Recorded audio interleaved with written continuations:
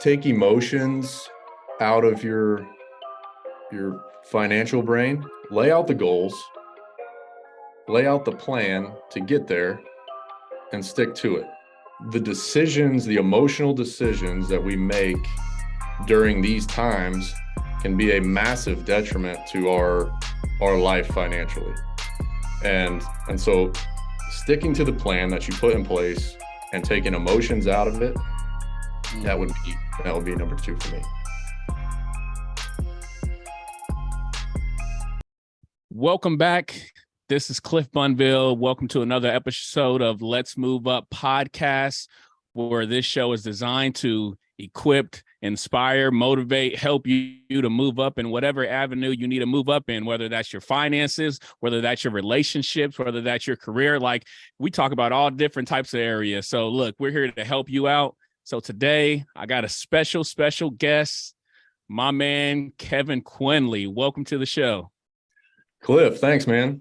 Look forward to chatting a little bit. I know you're about to kick this thing off. I see, next Monday, and I'm hoping that I don't bore people too much and you keep people coming back. So, no. So let's go ahead and start off with tell the viewers a little bit about yourself, what it is that you do. Sure. So I'm a financial advisor. Me and my business partner here in town, Brandon Ebert, in Salina, Kansas, we've got independent financial advisory practice called Be Wealth. We started working together in 2015. We started, Be Wealth as it is today, probably in 2017. Fort Hays grad, Salina native, Salina South, played some hoops with my man Cliff here for many years, and yeah, excited to raise a family and be around Salina. Awesome. So let's jump right in. So you said you're a financial advisor at Be Wealth. So let's go back, because that's who you are now. And I love to give the people insight into, how you actually started out. And so there's many people listening and they're like, okay, yeah, I hear you're a financial advisor. That's what you do now. But let's open up a little bit about, how was Kevin in high school? Like, did you always want to get in finances, or like, did you have any other ideas back in high school? Sure. Quick answer to that is no. Had no idea that this would be a career path I would go down. In high school, and even for the most of college, big golf guy. And I always thought that, my career would somehow involve the game of golf, whether that was aspirations of playing professionally, or, being a golf professional, something of that area. Those were the dreams for a long time. And through, some different situations, the playing side, I got paired up with a guy like in 2009, sorry, at the state amateur. And he was just, at that point in my life, I thought I was playing some pretty darn good golf. And I still, PGA Tour, that's what we want to do. I play this guy, Dodge Kemmer. He played at Stanford at the time, and light years better than me. I remember thinking, if there's guys like this out there, I don't have a chance at professional golf. So thank you, Dodge Kimmer, for kind of ruining that dream. And then I had a conversation with one of my long-time golf mentors about becoming a golf professional, as he was here in Salina. And he said, Kevin, you like to play golf, right? You like to compete in golf. And I said, well, yeah, I love it. I mean, that's my biggest passion. And he said, don't become a golf professional. He said, I'm around the game all the time, every day. I'm teaching it. That's what I love. If you love to play the game, this isn't a career for you, because you're always working while everyone else is playing. Mm-hmm. So that kind of shifted my thinking then there. And studying business in college, with actually more of a marketing emphasis at that time, I knew that, maybe owning, or partially owning a business at some point, intrigued me. I still wasn't, really down the financial road at that point. Got out of college, started working for a bank in Wichita. And initially, I thought I was going to go down the path of doing mortgage loans or commercial loans or things like that. And bank president at the time, Larry Brittigome, came down and had a conversation with me and said, "Hey, I think you should consider the wealth management side of things. I think you'd be good at it." And when it really piqued my interest, as I started, figuring out, what does a financial advisor do, I realized my knowledge of my own personal finances from a very, very basic standpoint was not very good. And knowing that I went through it, we all went through how many years of school, and they don't teach you this stuff. They don't teach you how to write a check or how to get a mortgage loan or insurance. Yeah. Any of these things, saving for retirement, it never comes up, in school. And so, as starting to go down that path, I realized, well, there's obviously no way I'm the only one that feels like this. And that's when it really started to become a passion. Yeah. To go down the financial road. Okay. Nice. So I love the fact that you said in high school you had no idea, like you didn't even think about it. You were trying to get engulfed. And I think a lot of times there's a lot of pressure put on kids to need to know exactly what they want to do before they finish high school. And you're a perfect example. Like you had no idea. And I think as we walk through life, like the different experiences that we go through, it helps shape and guide us on the path that really where our purpose is. And so I think it's critical for the listeners to understand that, look, it doesn't matter where you are at right now. Like just look at your life, look at the things that you're doing, just do something. Like I think that's the biggest thing, because, you just said, you talked about how, you were working in Wichita, and then it led to a conversation with someone you worked with, and it just led to these different things. But it's the fact that you were doing something, you weren't sitting on your hands. And many times people are like, I'm just going to wait until like my passion or my purpose just falls out of the sky. And they think it's going to just, magically appear. But man, I love that about your story. Just, man, thank you for that. Yeah, absolutely. And I agree with you completely. You got to keep your mindset open and realize that, every day a different opportunities in front of you, and might not be your favorite one, but you go down the paths and you keep grinding, and at some point you're going to find that road to doing what you really love. Exactly. And man, so you just said something. You mentioned opportunity, and I have a saying that, I tell people a lot of times that, most people are missing opportunity, looking for opportunity. And what I mean by that is many people are looking for that big thing, like, oh, I want to be, the top at this company, or I want to, jump right in and get, this, my dream job. And they're looking for that opportunity. And the whole time they're missing the opportunity that they have today. And so I tell people, like, a lot of people know my story. Like I worked for McDonald's for years. Years, flipping burgers for years. And it's crazy. But, a lot of times you mention McDonald's and people are like, man, I'm not trying to work there. I'm not trying to flip burgers. I'm not trying to, whatever they got to say. But that was the opportunity I had at one point in my life.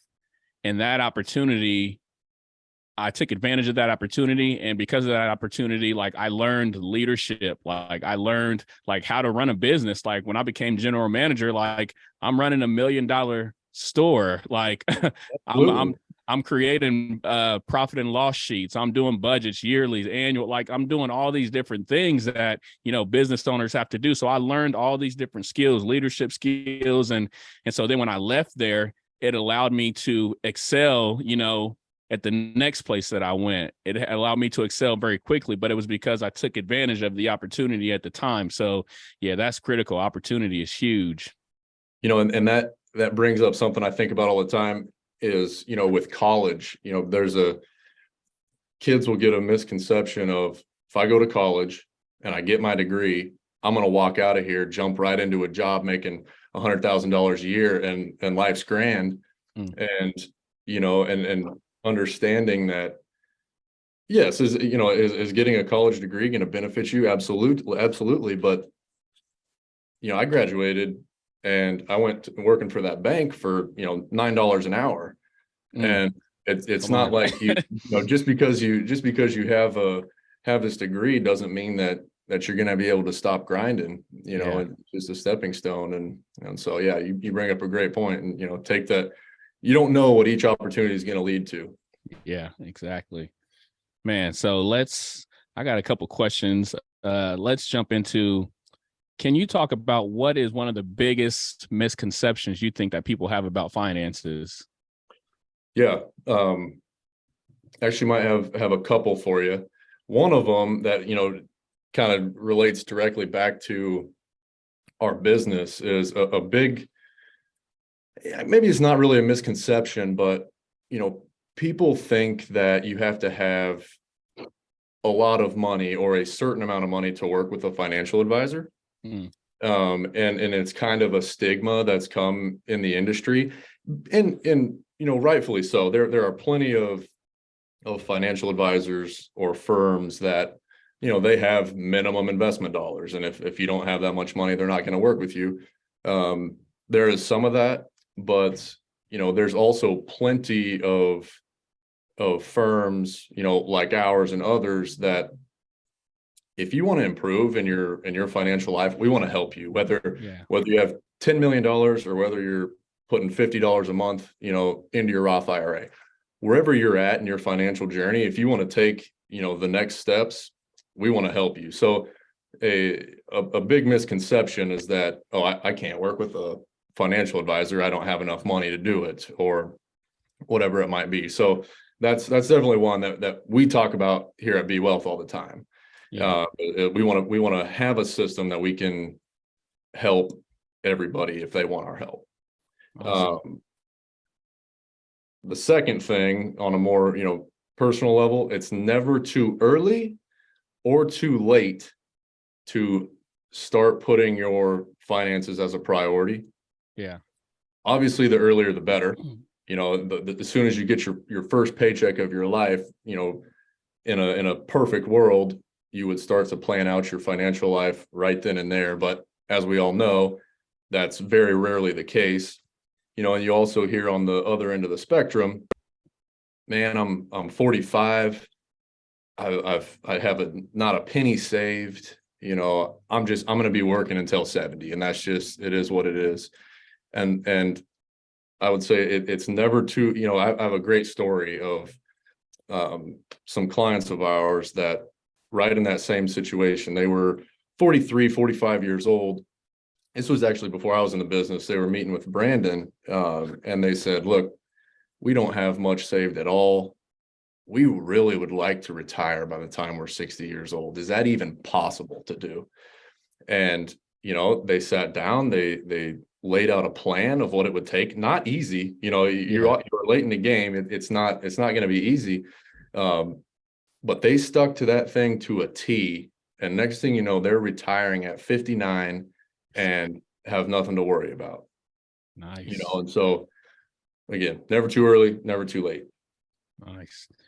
Yeah, I think that's very important because, like you said, a lot of times I think that causes people to be stagnant because they are worried that, maybe I'm, too young. Like, hey, I got enough time. Or they get to that point in life where it's like, well, man, it's kind of pointless at this point. And just that idea of back and forth leaves them stagnant and causes them not to want to move at all. But I think what you said is important. Like, just take the step. Like, no matter where you're at in life, take that step. So awesome. Thank you. Yep. Exactly. So what is it to be a financial advisor? What does it take to be one? Because we may have some listeners, we may have people listening that, that love finances and, thought about being in the financial industry. What can you give the listener steps on becoming a financial advisor? Sure. I think on a, personal characteristic standpoint, being a trustworthy person, or having that personality that can gain people's trust is probably, night and day the most important thing, because your job as an advisor is far easier if your clients trust you, that you're doing the best possible thing for them and giving them the best possible advice they can get.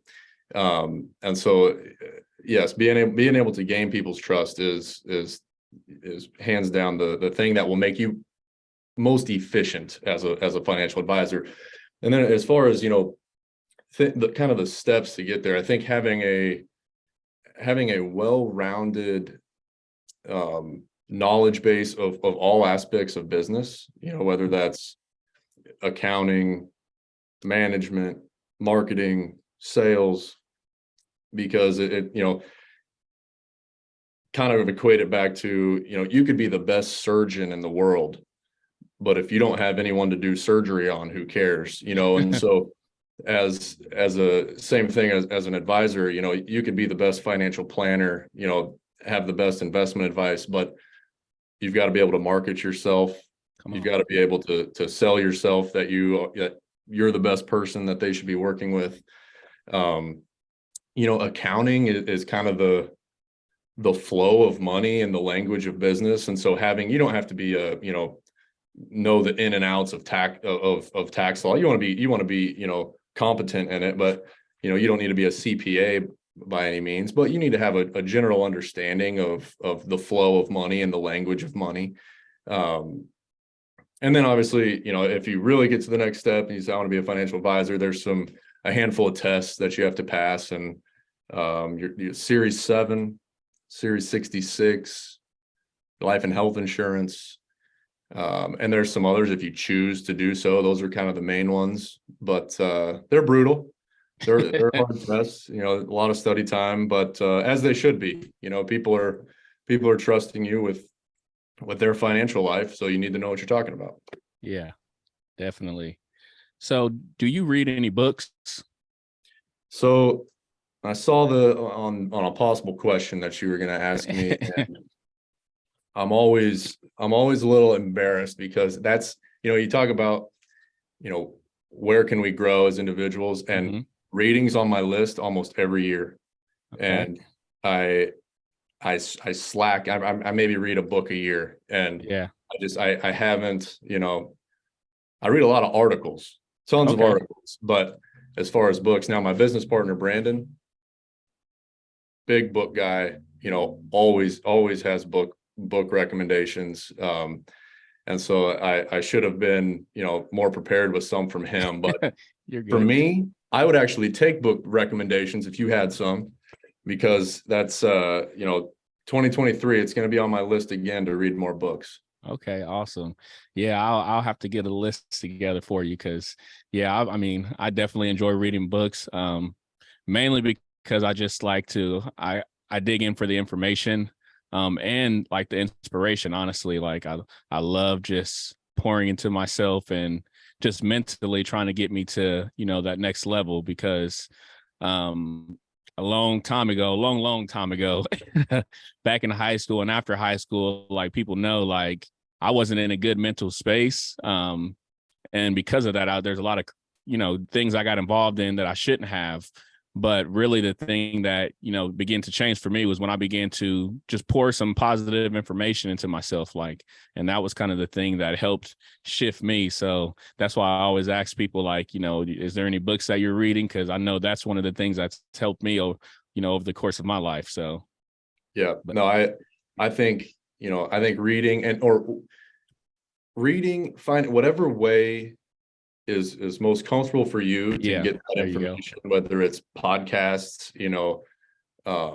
documentaries, books, whatever it might be. But yes, finding a way to constantly get more information, I don't undermine that at all. Yeah. But I need to be a better reader, Cliff, and you're going to help me do that. Yeah, I think that's good what you said, because many times a lot of people just like to be entertained, and they like to be entertained, 24/7. They go to work, they come home, be entertained on the car ride. Let me be entertained. But I think, like you said, you don't necessarily have to read books, but, podcasts, videos, like just find something to where you're getting some good information, beyond just entertainment, because I think that's one of the biggest pieces to why people sometimes are in bad financial situation. I mean, you talked about it at the beginning, like we don't learn this stuff in school. Like there's a lot of stuff that they don't teach us. And so if they don't teach us that in school, then where are you going to go to get it? And I think when people start to look for some more information and decide to look for some information beyond just being entertained, I think that's when they begin to find, because it's 2022, man. There's so much information out on at your fingertips. Yep. Literally pick up your phone and you can pretty much find out anything you want to know. So really, like in this day and age, there is no excuse. But again, if people are just wanting to be entertained, they're going to miss it. So Yep, exactly. So what's your official title at B Wealth? So I'm the president, Okay. president and financial advisor, would be the titles. Kind of our crew here. I guess I'll kind of just give you a little background on B Wealth. Yeah. So Brandon Ebert, who I think Cliff. Yep.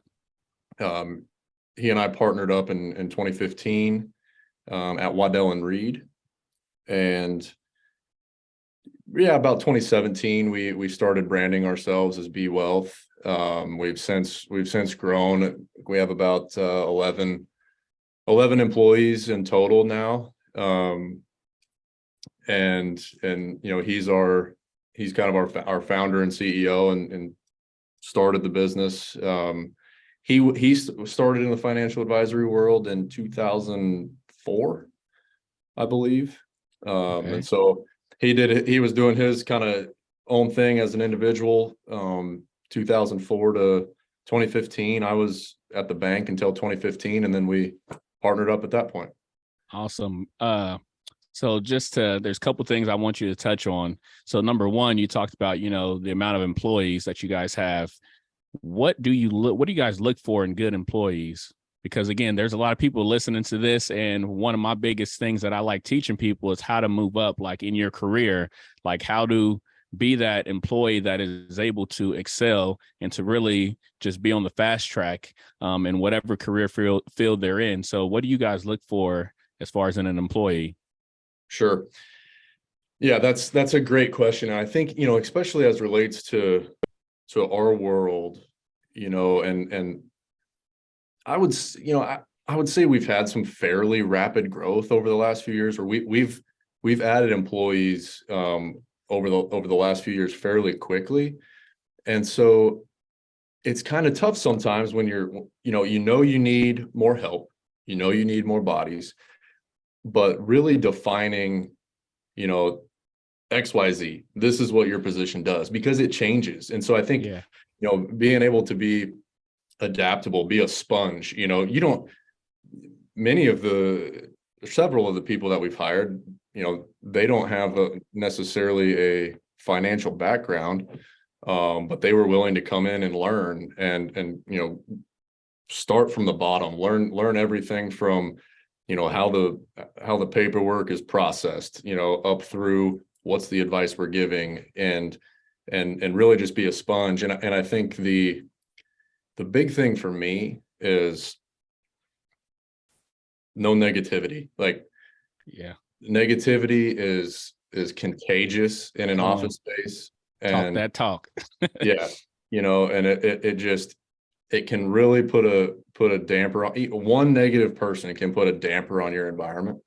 And so, every day there's going to be something that is a negative, or you could look at it in a negative manner, whether that's from, customer service, to back office processing, whatever it might be. How do we get better because of it? Use those opportunities to, turn them into a positive, whatever it might be, but negativity to a minimum. That's huge with me. Yeah, definitely, man. we on the same playing field. Like that's the same mindset. I'm telling you, because negativity is just, like I said, it's definitely contagious. And I mean, I get it. Life happens. And like you said, there's going to be negative things that go on. But I think the important thing is not to settle in it and not to spread it. Like, when things happen, hey, they happen, but try to, like you said, try to figure out, okay, how can I turn this into a positive? How can, or just get your mind off of it, change to something else. Like, Yep. so I think that's huge.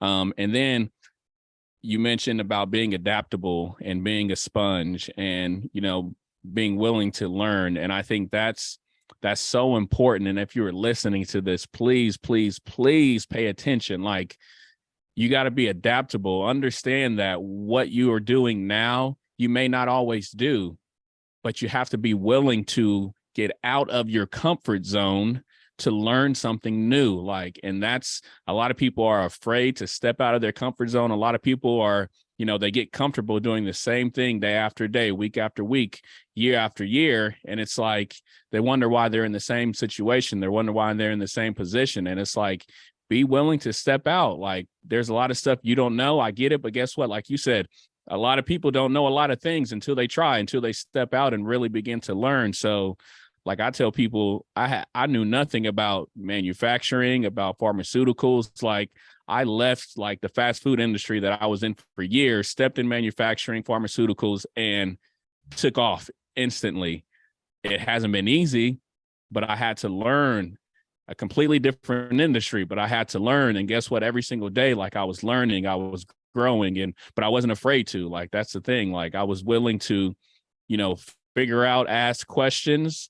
Like, that's the big thing. Like, be willing to ask. If you don't know, I still ask to this day. Like, there's so many things I don't know, so many new things that come up. And so don't feel stupid if you got to ask a question, because honestly, if you don't ask it, you the stupid one. Yep. Sorry to bust your bubbles. Yeah, I mean, you're exactly right. And thinking back to the opportunities that in front of you, the more, regardless of what your role is, in your company or wherever you're at, the more you learn about every aspect of that company, the more opportunities that open up for you, right? And so you might start as the person who's filling customers coffee, but you keep your ears and your eyes open and be willing to help in all different areas. Next thing you know, many doors could open up. So I'm right there with you. What has been the biggest failure in your career thus far, and what have you learned from it? Yeah, that's a tough one, because obviously we all have a lot of failures, right? And picking the one that was, most significant to you. But I think for me, early in my financial advisory career, I would say my biggest failure is probably failing some of my clients because of my lack of confidence early on. When you're a newly licensed 23-year-old trying to give advice to a 60-year-old business owner who's been running his business for 30 years and telling him that they need to make some changes, it's hard to be confident in that. And I probably, heard some things that people were doing, knowing that, maybe that wasn't the best thing for them. Yeah. And didn't voice my opinion on it enough or push toward enough. So I probably, let some people down early on. And I actually even had a conversation about this with my first boss in the wealth management department at Sunflower Bank. His name's Chuck Gorney. And he told me something along the lines of, you will talk to a lot of people that think they know what they're doing. And you've taken the test, you've passed the test, you've done the research, you know what they should be doing. Yeah. You just have to tell them, the honest truth about, what is your advice on the subject, and you can't be afraid of that. Even if, they might have a $10 million account sitting in front of you and are a CEO of a big company. that doesn't mean they understand all the nuances of finances. And it took me a little while to get over the hump of that. So I think I'd probably consider that my biggest failure is failing some people early on in my career. Mm. That confidence to speak the truth. So yeah, I definitely I can relate to that, just the confidence aspect. And when you have the information, it's like, man, you can you can really help some people. But sometimes I think, like you said, we don't have confidence in ourselves, like in whatever it is that we do. And sometimes we have the key to really helping someone get to that next level, but it's that whole confidence thing. So how do you, on the same subject, what do you think it takes to build your confidence? Repetition, for one. Mm, Definitely, and I think, and relating it back to my career, the more people you can be in front of, the more of the conversations you can have, the more confident you get in it, yeah. right? And right along with that is having a very good understanding of, the message that you're trying to portray. And so it's kind of like, public speaking. Mm-hmm. If you stand up in front of a crowd and you haven't done your research, or you're not completely in the know of the subject that you're trying to talk about, you're probably going to struggle. But if you're Yeah. comfortable in it, and that you've read the books, or you've Yeah. passed the test, you've done the research, being prepared, I guess, is kind of what it comes down to. So repetition and preparation, I think, are probably the two biggest things for gaining confidence for me. Boom. Repetition. That's huge. And knowing the information, like you said, being prepared. I think, man, right on. You hit the nail on the head with that. And that's what, for me, speaking, like I tell people all the time, like, every time I get up and speak, most of the time I'm still nervous, but once I get going, it's just like I turn into, a different character, and I get into like a flow state. But it's been repetition. Like if I show you videos from when I first started speaking, man, you're gonna be like, right. man, who is this guy? But it's because of those reps. It's because of that repetition. It's because of those, you continue to do it and do it and do it and do it as much as you can. And the more you do it, you begin to gain that confidence. And so, yeah, that's huge. So let's, one thing I want to ask you. So personal finances, on the personal finance side, like what are kind of the most important things that people need to know or people need to do with their personal finances? Yep. Yeah, I think first and foremost, pay yourself first. It's maybe the age old financial tip. When every dollar you make, whether you take 50 cents of it and sock it away, or 1 penny of it and sock it away, that should be the first thing that you do, is pay yourself. Because it leads into, really the secret, not too big of a secret, to becoming wealthy, is spend less than you make. If you always spend less money than you make, you're probably going to be in an okay financial position. When it starts going the other way, that's where things can get in trouble. So paying yourself first. Number two, I would say,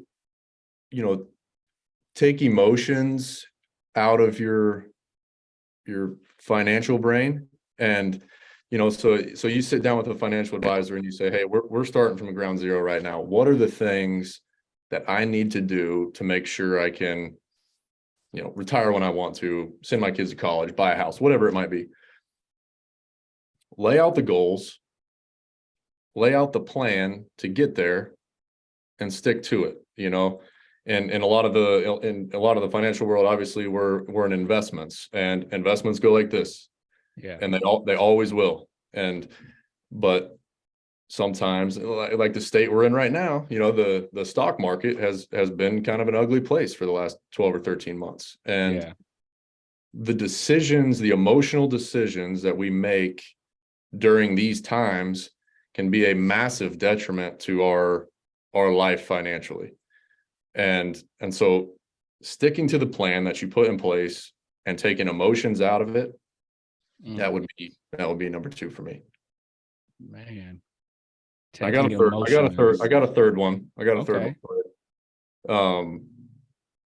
It kind of goes along the lines with the planning side. So money is a big stressor in most people's life. Yeah. I think it's the number one cause of divorce. You know, it's probably the highest stress point in everybody's life. And, you know, I think if you have a plan where you are allocating your money in the best place possible for you and sticking to that plan, then it allows you to guilt-free spend the rest. Yeah. You know, if you know you're saving adequately for retirement and you know you're putting money where it needs to be for your goals, and you have your money that's set away for emergencies, you're doing those things. Yeah. Enjoy the rest. That's why we work. That's why we make money. Yeah. You know, we talk to so many people that stress about every penny that they spend.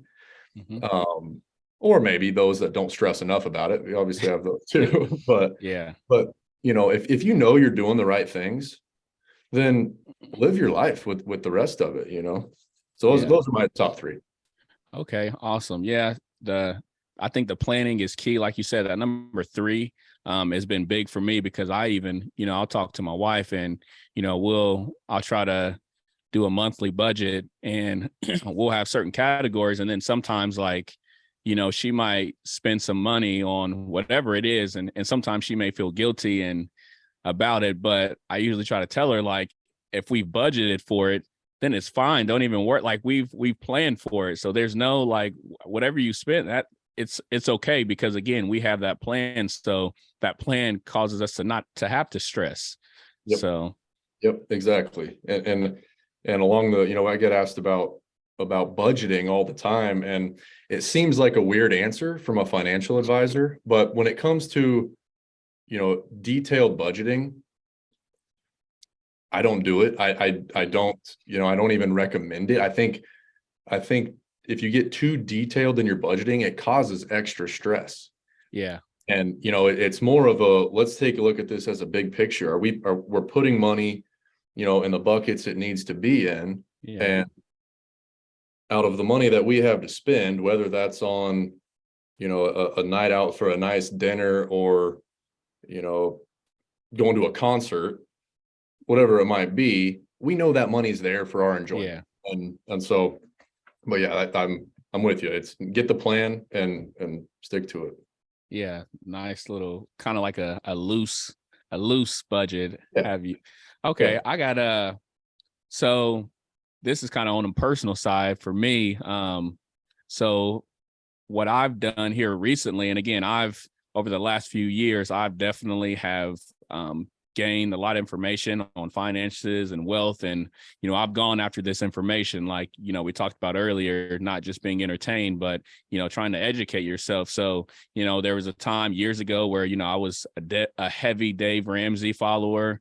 I was all about it. And then as time went on, I've kind of shifted a little bit. Like, I like a lot of his principles. I like a lot of the foundation, but then I started listening to some other individuals. I listened to Earn Your Leisure podcast. They have like what's called this Market Mondays. They do, like, I've listened to these different individuals that talked about investing and different things like that. So for me, one thing that I have learned that I've tried to implement was, and what's helped me is not having all of my eggs in one basket.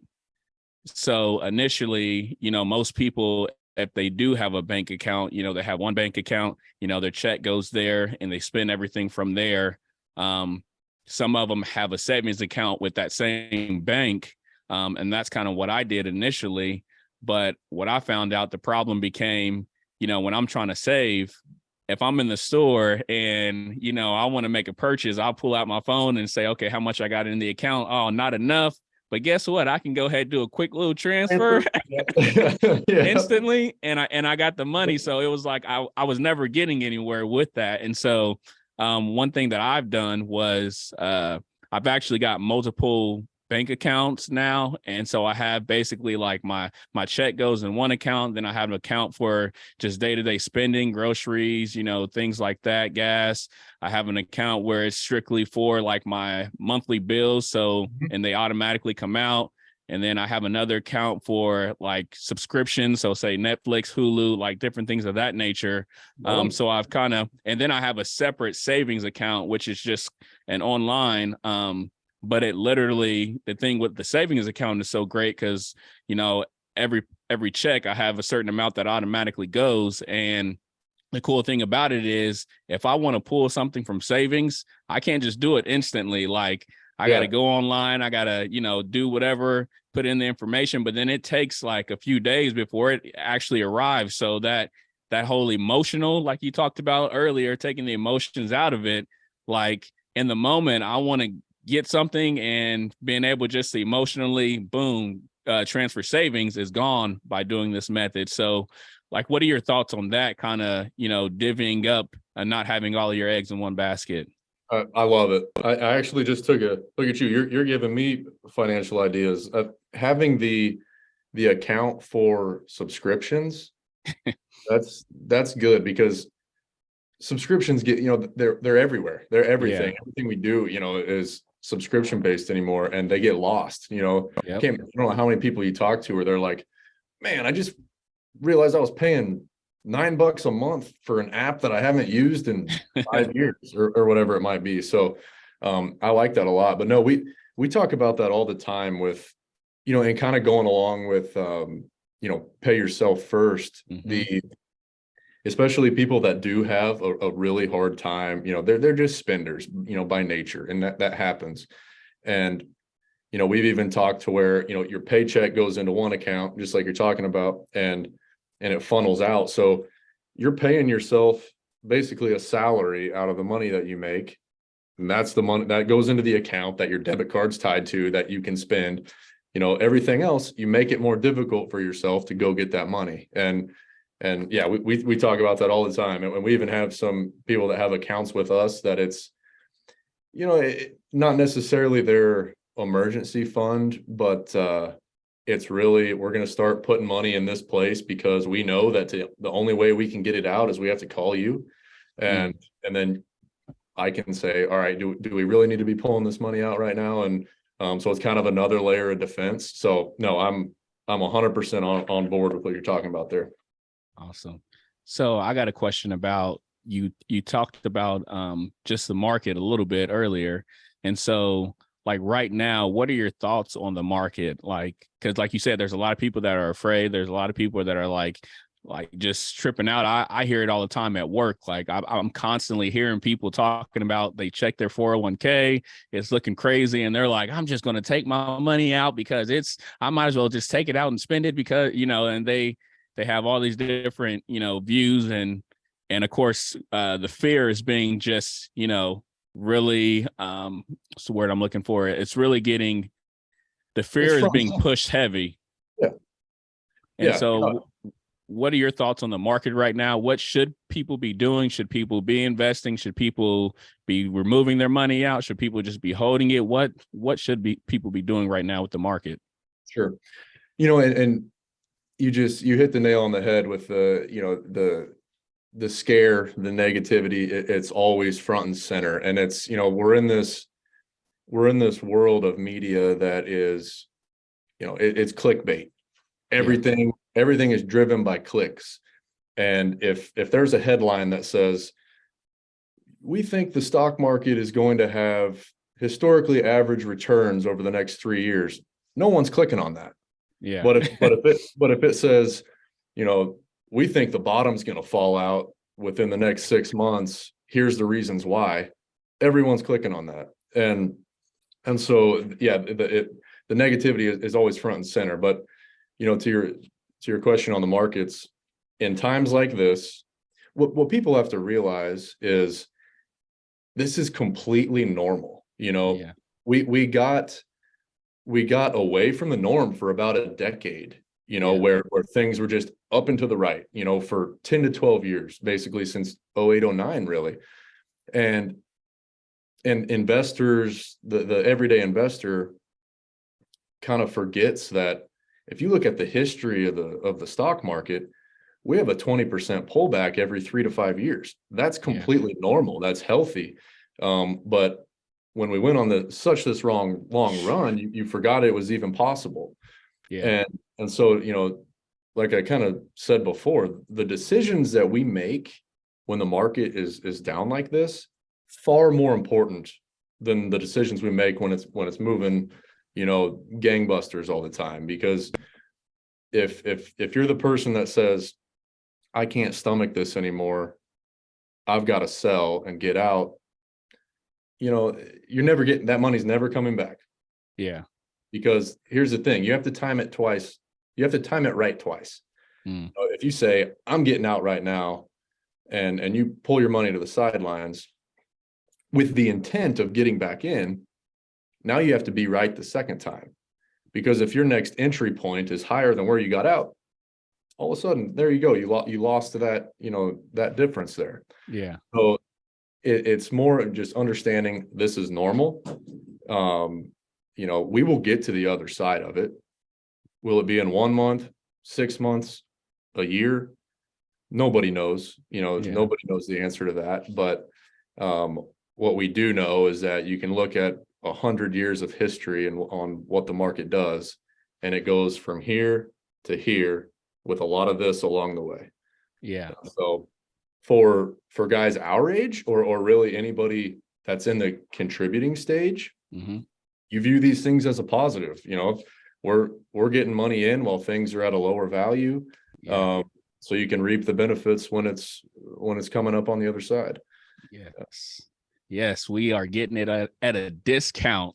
Right. That's exactly right. what I try to tell people. Like, I mean, they be, people are just, they freak out with all the news they hear. But yeah, I try to stress, like, man, just imagine if, those pair of shoes that you wanted so bad were, all of a sudden the price dropped like the market is dropping. You would be like, man, this just a discount. Like, Exactly. And that's exactly how I feel. Like, I'm constantly like pouring into, my 401 and just really trying to, again, at this time, I'm like, man, I'm loving it right now, because when it goes back up, like, just wait. It will. So, and it will. And one other thing I'll add to that, because there's also a lot of people that aren't in the contributing stage of life. And are these times, do they affect them more? Absolutely. Yeah. And, if you were, shameless plug for financial advisors, if you were, planning to retire this year and you hadn't been planning prior up to what that's going to look like, where's your retirement income going to come from, and you have all of it in the stock market, that makes it a pretty tough decision to retire right now. Yeah. Whereas, making sure that you have a plan of, okay, I'm going to need X amount of dollars a month. Where's that going to come from? Let's start getting that ready before the day I'm going to retire. Because if you wait until the day you're going to retire, then you're subject to whatever the market's doing at that point. So, yeah. So I got a question about crypto.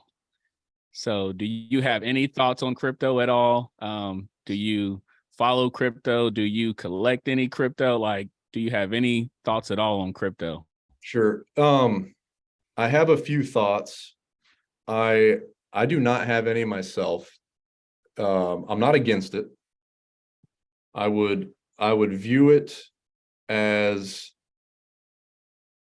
I wouldn't put any significant percent of your wealth there. I wouldn't put your retirement savings there. Do I think there is a future for crypto in some fashion? I do. Which one's it going to be? What's that going to look like? No idea, but I do think it will be a factor. And I don't think it's bad to have investment in it either. Just it would be small, and it would be money that I'm not afraid to lose. If I had to, give my 2 cents on it. I would rather own, me personally, if you own shares in McDonald's, you can see these brick and mortar places, they have revenue, they have a product. Yeah. I would view crypto at this point kind of like gold. Yeah. And so if you have a hunk of gold, it's not generating any income. There's no revenue here. It's really worth what somebody's willing to pay you for it. Yeah. And that's kind of, I would kind of view crypto in the same light. Yeah, I love just how you explain that, because I tell people when you talk about investing, like you said, when you invest in different companies, like you're literally like find companies that that you can see like that had done well, companies that have been around for a long time, like because literally you're like, so say if you're investing in Apple, like you're literally investing in what Tim Cook and the company is able to do, like, and I mean when I look at it from my perspective, like I think Tim Cook may be a better CEO than me at this point. And so I kind of, trust what they're doing. And so it's easier for me to, okay, let him do the work. And if I put my money in, I reap the benefits. So yeah. No, exactly. So I saw recently, a couple of weeks ago, that B Wealth is expanding into McPherson. So can you talk about that a little bit? Sure. Yeah. So we bought a practice in McPherson. So prior to where we are now, we were affiliated with Waddell and Reed. That's where me and Brandon both, where we kind of linked up. Waddell and Reed had a pretty big presence in the state of Kansas, a decent presence nationwide, but pretty significant in the state of Kansas. And so the guy that whose business we bought, he was also a former Waddell and Reed advisor, and actually a younger guy. He's probably just a little bit older than us, and great guy, has a good business there in McPherson. He's going to stay. I mean, he's going to continue working with B Wealth as an advisor. He just didn't want to own a business, basically, is what it got down to, and would rather not have some of the other nuances and stressors that go on with that, and just work with clients. And so it was a good opportunity for both of us, where we maybe had some more of the processes and systems in place that that he could plug into. So yeah, it's exciting, and we're looking for those. We're in grow mode as well, so we're looking for those opportunities that might exist elsewhere too. Awesome. What are your thoughts on? So one of the big things right now that's pushed a lot is the idea of entrepreneurship, owning your own business, being your own boss. What are your thoughts on just that whole, I guess, the line between, okay, does everybody need to be an entrepreneur? Or do you think, some people, maybe they do, and some people, maybe they, it's not for them? What are your thoughts on that?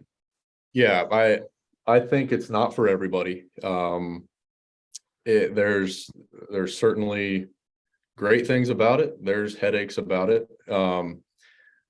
One thing that comes with being an entrepreneur, there's so many people are very, very good at their craft, right?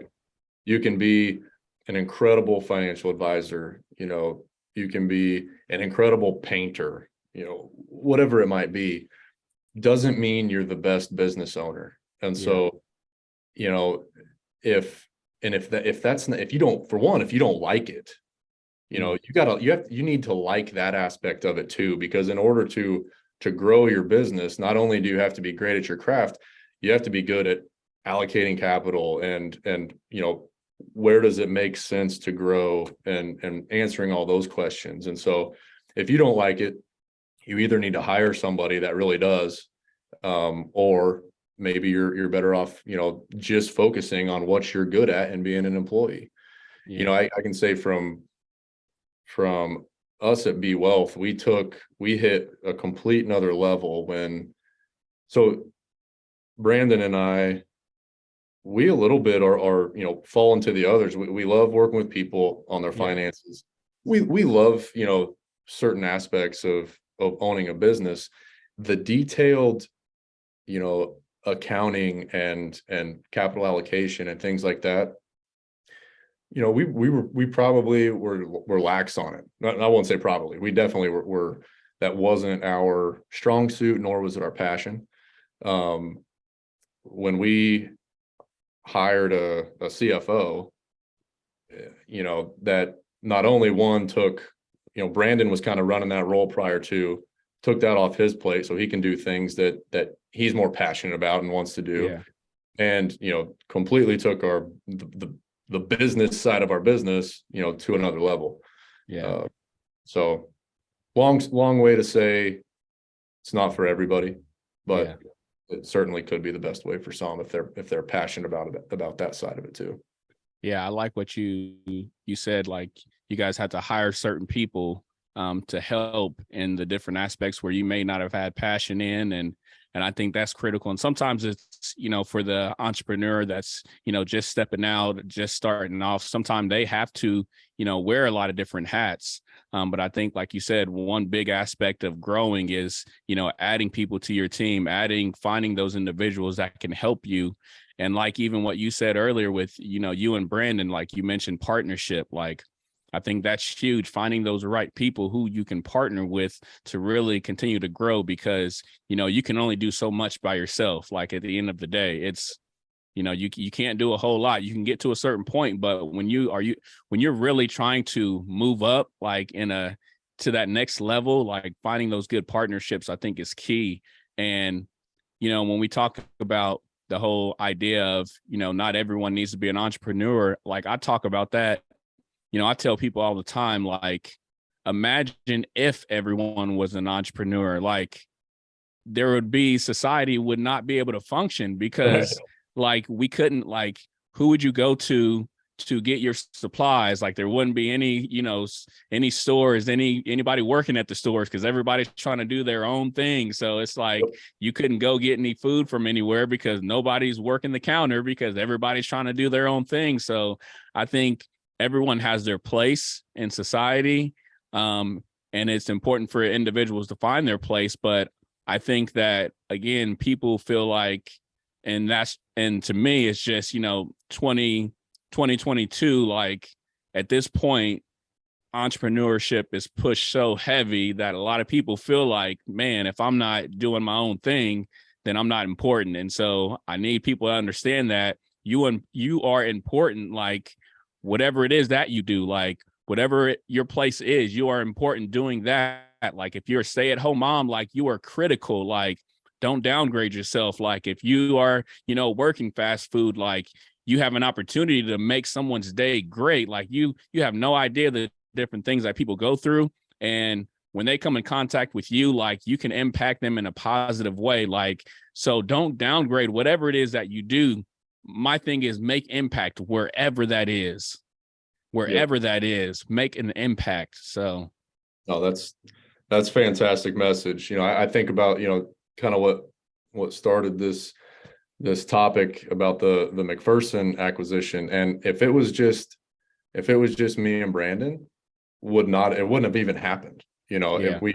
Because, you know, we're big picture guys, you know, and it's like, ooh, we have this opportunity. Yeah, let's go for it. But, you know, having somebody like, you know, Danielle, our CFO, who I talked about, you know, she'll actually look under the hood and say, you know, hey guys, we need to think about, you know, XYZ. You know, not only is this, you know, do we need to look at the financial side, but, you know, where's the time coming in for these other employees that are going to have to pick up slack on things, and looking at, you know, the details. And so without her on that deal, you know, it never even happens. And so, yeah, you're exactly right. What's one thing when, you know, at the end of your life, I know this is you know, thinking way ahead, but what's one thing that you want to be remembered for? You know, it's interesting how the answer to that question would change, you know, over your life. You know, I look at, you know, if you asked me that 15 years ago, I would have quickly said, you know, I want to be known as the best golfer to ever come out of Salina, Kansas, or the state of Kansas. You know, it would have been something like that. Or even when, you know, first started in in business. I'd like to be known as the best financial advisor in town, or best business, owner in town. I think right now, if people, brought up my name and just said, that Kevin Quinley, he was a great guy, great father, great husband, he was just a great guy. That's just what came out. That's good enough. I mean, that's good enough for me. I think I get a lot of that from when I talk to people about my dad, who I have just a ton of respect for. I mean, 95+% of the time, the first thing that comes out of the mouth is, "Oh, that John Quinley, just great guy." Yeah. And it makes me feel good to hear that. And I would love for that to be what people say about me. I would love to pass that down to my son, that he would have, the qualities that people would say that about him. So I think that's certainly good enough for me. Awesome. Thank you for that. So as we get ready to close, are you guys currently accepting, taking on new clients at B Wealth? We are. Yep. Always. If people that want to improve their financial situation, we want to help you. And so we've got a team now of, if you count McPherson, five fully licensed advisors. So, there's somebody that in that realm that is ready and willing to help anybody. Awesome. What do people need to do to reach out to you guys? You guys you guys have a website? Yep. You can go to bwealth.com, and there's a prospect questionnaire on there. You can also just, our phone number and email is on there as well. Okay. Give us a call, set up an appointment, shoot an email, set up an appointment. Yeah, pretty much as simple as that. Awesome. And are you on social media? Like, if people want to reach out to you, can people find you on Facebook, Instagram, so forth? Yep. So I'm personally on all the platforms. B Wealth is, we're on Facebook. Haven't really dove into Instagram. I will say a lot of my personal stuff, you'll see PowerPoint's golf on there. I also am involved in a golf app. And so a lot of that gets pushed through my personal social media stuff. And and honestly, it's more for compliance reasons. A lot of the B Wealth stuff has to run through the B Wealth page. Yeah. But yeah, I'm on all of them. B Wealth's on at least Facebook. That's a growing place for us. And in 2023 is increasing our social media presence. So Hopefully you'll see more of us. Good. Yeah, definitely. Well, I'll be looking forward to it. So, well, man, I appreciate it. I appreciate you taking the time to sit down and chat and to really help the people, help the listeners, help the viewers. Like, listen, if you guys watch this episode, you listen to this episode, you got some gems. Like, get your house in order, get your financial house in order. Like, don't wait. It's time to move up financially. Some of you have been talking about, your retirement and when to put money in. Don't wait. Like, if you need help, man, we got B Wealth. Like, go to the website, find you an advisor, like, do what you need to do. But the biggest thing is, do not stay where you're at. Like, it's time to move up. So again, Kevin, thanks for having you, or thanks for being on the show. And I can't wait to talk to you again. Appreciate you having me. I really enjoyed it, and I love all the stuff you're doing, and we need to link up and have lunch one of these days. Oh yeah, definitely. Will do. All right, man. All right. Well, to all my viewers, we'll catch you on the next one. Peace.